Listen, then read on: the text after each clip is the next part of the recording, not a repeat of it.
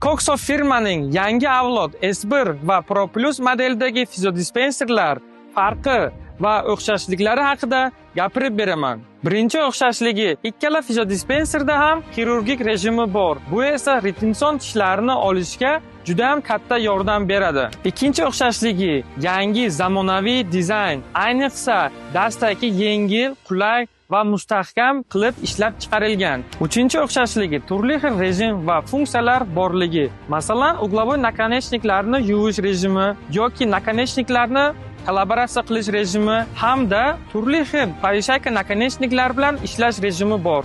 Endi esa Pro Plus modeldagi fiziodispenserni S1 modeldagi fiziodispenserdan 3 ta asosiy farqini aytib o'taman. Birinchi farqi, Pro Plus modeldagi fiziodispenserimiz pedali Bluetooth bilan simsiz ishlaydi. Ikkinchi farqi, implantatsiya jarayonida bemorning ma'lumotini xotiraga saqlash funksiyasi borligi. Uchinchi farqi, irrigatsion sistemalarini qo'yish jarayoni farqlanadi.